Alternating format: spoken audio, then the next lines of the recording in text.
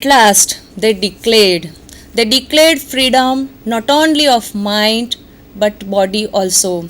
They wanted to rebel that they were not under patriarchal culture. They can do what they like, and so they began to criticize man for their pain and suffering. They thought that for their pain, for their misery, for their suffering, man or patriarchal culture is responsible, and so they started to criticize the patriarchal culture, even man also. So these are the characteristics of the second stage. Once again I am repeating, the first stage is the feminine stage where equality is important. In the second stage, feminist phase, where rebellion, anger, anguish towards man and patriarchal culture is important. Next slide. Now we are moving towards the third stage. Even in the second stage, they are out to destroy the patriarchally constructed rules and customs. Next slide. Now we are moving towards the third stage.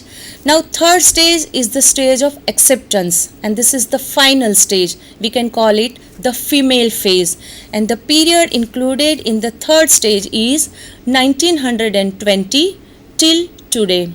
Once again I am repeating, the first stage is the feminine phase, second is the feminist phase, and the third one is the female phase. So these three are the stages or phases for the history of the whole feminist criticism. Slide please. Now in the third stage, self-fulfillment of the woman is important. Now women are in search of identity. Now women try to establish their identity. Women try to be heard. They try to be visible. They try to find out their own place in the patriarchal culture. This is the characteristic of the third stage. New slide please.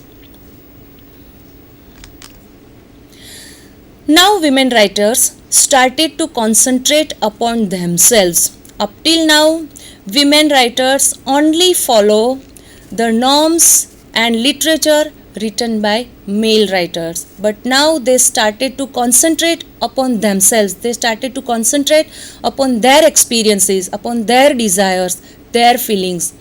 And so they established distinct female identity, different style and content. Slide please. One of the leading writers in this field is Showalter. Showalter gave us the concept of gynocentrism. In fact, she developed the whole theory of gynocentrism. Showalter is the essayist, non-fictional writer, American writer, and she is one of the leading feminist writers, and she has developed the whole theory of gynocentrism. Now you have the idea where gynocentrism is in the field of feminist criticism. New slide please. Showalter wrote a book entitled A Literature of Their Own, British Women Novelists from Bronte to Lessing. Slide please.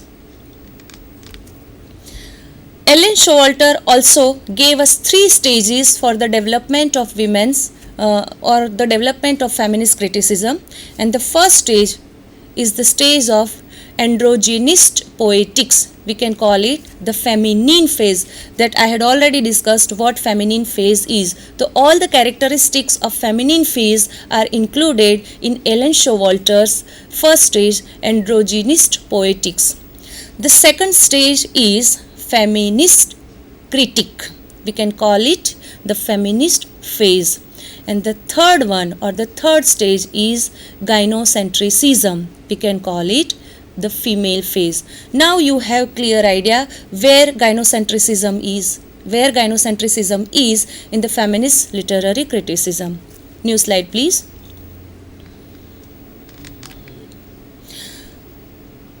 Showalter has in fact coined the term gynocentrism. Showalter has coined the term gynocentrism from the term La Gynocritics. In this way, she has Englishized the term La Gynocritics into gynocentrism. Slide please. Now, what is gynocentrism, or which are the important characteristics of gynocentrism? So, gynocentrism is a phase of self-fulfillment or self-discovery. Woman is in the center. It is the phase of self-fulfillment. That means woman tries to fulfill herself. She tries to find out her place. She tries to find out her identity. The second is it concentrates upon women. Up till now, the whole feminist theory concentrates on men. But now, gynocentrism concentrates its theory upon women. And now women are in search of identity. Next slide, please.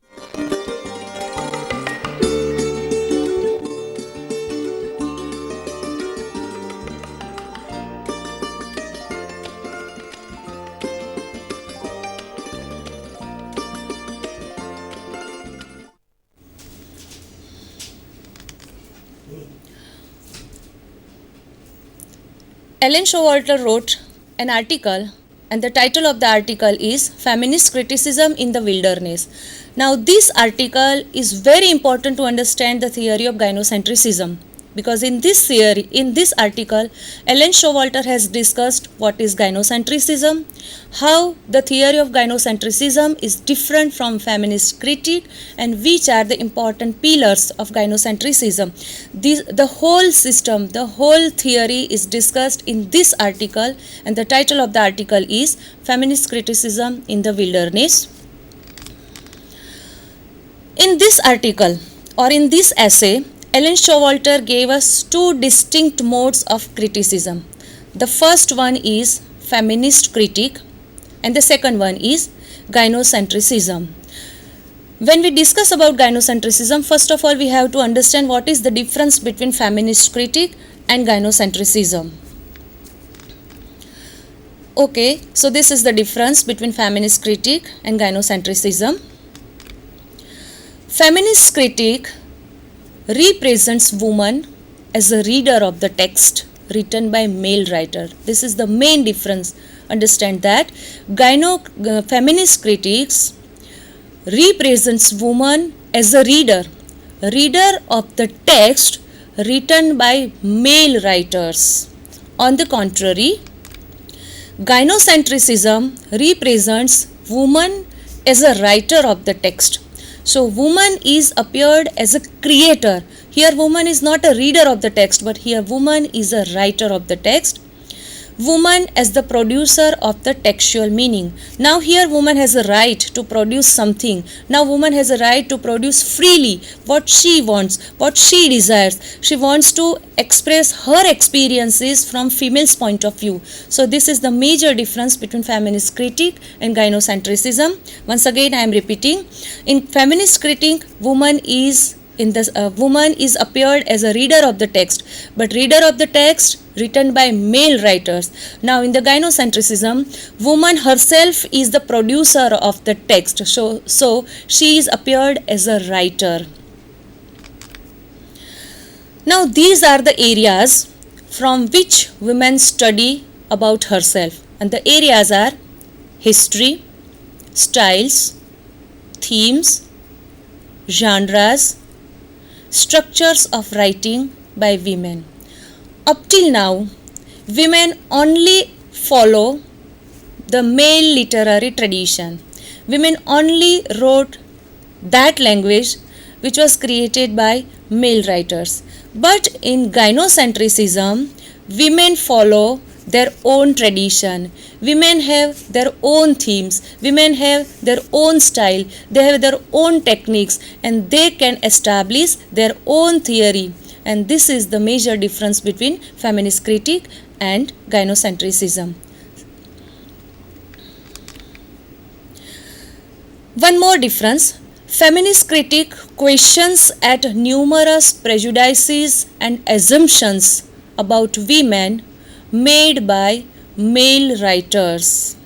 Naturally, when a male writer writes about women's experiences, women's ideas, women's desires, they wrote with certain assumptions, they wrote with certain prejudices. So what feminist critics do? Feminist critique raises the questions against these prejudices, against these assumptions about women made by male writers. In the feminist critics, they are the readers of the text written by male writers. As I have told you, feminist critics, women are the readers of the text. So women is appeared as a reader. Slide please. Feminist critique also gives importance female's life from male's point of view. So what male thinks about women, the whole life of woman is represented through the eyes of man. What man thinks, what man sees a woman, what man wants to see in woman, all these things are important in feminist critique. And the center of the writing is writing by male writers. So in feminist critique, male writer is in the center. So the whole theory of feminist critique is ideological. When a male writer writes about women's experiences, about women's desires, about women's wishes, naturally sometimes they work with negative point of view. It may be possible that when a male writer writes about women, he may have some negative attitudes towards male and towards women, and so he wrote about women with negative point of view. So feminist critique represents the stereotypes of women, that is the traditional way of thinking about women, an ideal housewife, a loving mother, a caring mother, a faithful wife. These are the stereotypes of women. So feminist critique try to find out these stereotypes of women. The sexism of male critics, it is also found in feminist critique. And the limited roles women play in literary history, because woman is represented through the eyes of male writers. So the role played by women in the history is very limited. They cannot learn women's feelings, women's desires and women's experiences. Naturally, when a male writer writes about women, it's not possible for him to learn fully about women's feelings, what woman feels, what woman desires, what woman experiences. All these things are perhaps beyond the capacity of male mind. Only what man thinks about women is important. So man's desire is in the center of feminist critique. Now we are moving towards gynocentrism. In gynocentrism, the center of writing is woman and the text written by a woman. In feminist critique, man is in the center and the text written by man is in the center, while in gynocentrism, woman and her text are in the center. So woman's self-representation, here in gynocentrism, woman tries to explain herself, woman tries to expose herself. So woman's self-representation is in the center. When a male writer writes in feminist critique, when a male writer writes, sometimes he may write with certain negative point of view. But here, when a woman writer writes about woman's feelings, woman's desires, naturally she writes with positive point of view. Even in Gujarati we can say that ghayal ni preet ghayal jane. Even in English we can also say that their pain turns into poetry. So when a female writer writes about females' experiences, their desire, their wishes, their anger, their anguish, naturally they can better understand the feelings of women. So whenever the female writer writes about the experiences of women, they write with positive point of view. Slide please. So in gynocentrism, women's desire, women's wishes, women's attitudes towards life are in the center. In feminist critique, man's desires, man's wishes, man's attitudes towards life were in the center.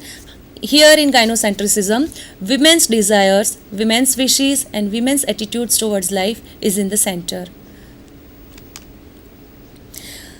In feminist critique, female's life from men's point of view is represented. In gynocentrism, female's life from female's point of view is represented. So the basic concept of gynocentrism is to reconstruct a female framework for the analysis of women's literature. So here the female writers wants to reconstruct the female framework.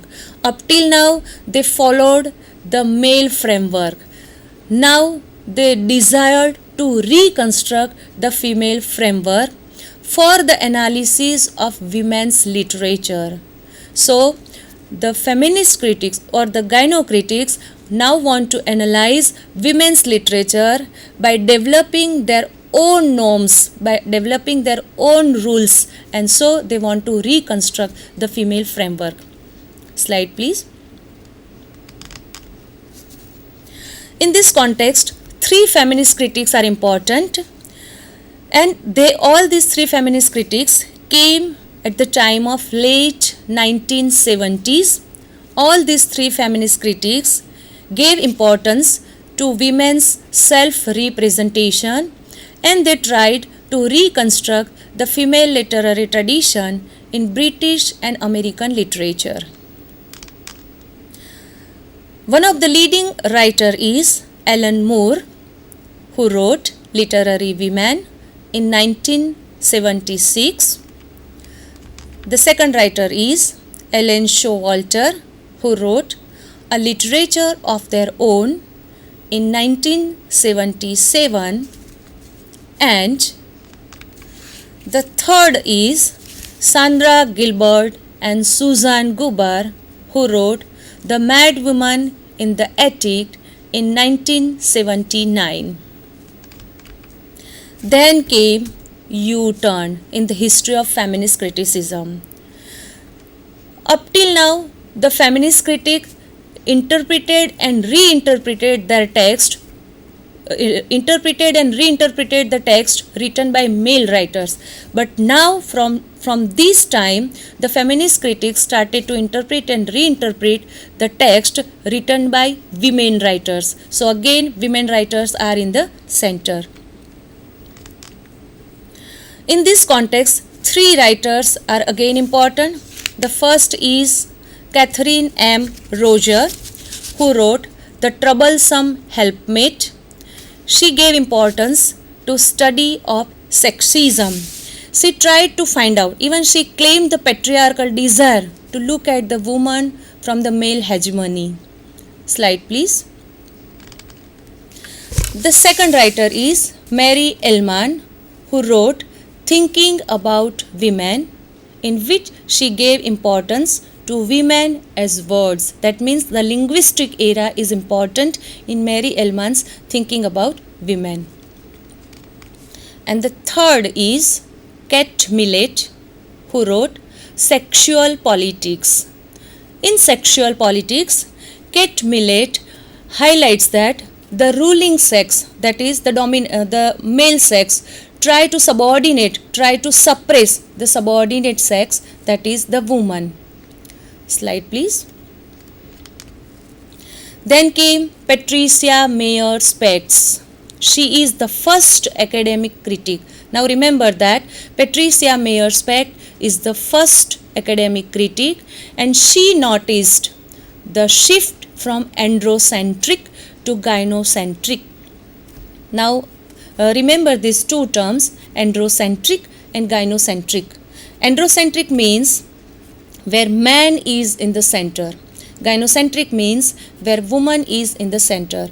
So now there is a shift from androcentric culture to the gynocentric culture in the feminist literary criticism. Patricia Mayer Specks wrote the book entitled The Female Imagination.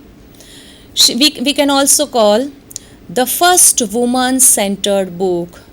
In this text, woman is in the center. So it is very important to remember the text because it is the first woman-centered text. Now in this text, the female imagination woman is appeared both as a writer as well as a reader.